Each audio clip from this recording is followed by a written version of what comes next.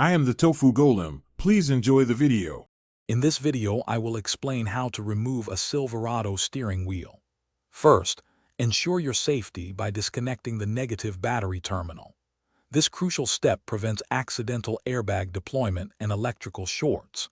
After disconnecting, wait approximately 10 minutes for any residual power in the airbag system to dissipate.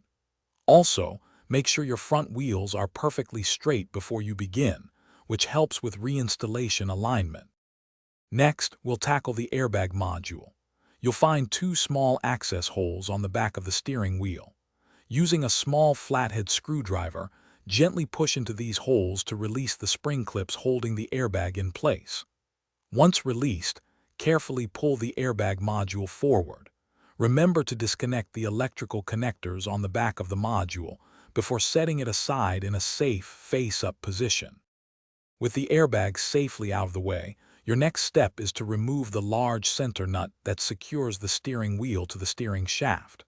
You'll typically need a large socket, often around 21 millimeters, to loosen this nut. Before fully removing it, take a moment to mark the steering wheel's position relative to the shaft. This small step will make reinstallation much easier and ensure proper alignment. Finally, to remove the steering wheel, you'll need a steering wheel puller. This specialized tool is essential for a safe and damage-free removal. Attach the puller's bolts into the threaded holes on the steering wheel hub. Then, slowly tighten the puller's center bolt. This action will apply even pressure, gently separating the wheel from the steering shaft. A slight wiggle can help it come free. Thanks for watching. Consider subscribing if we helped you today.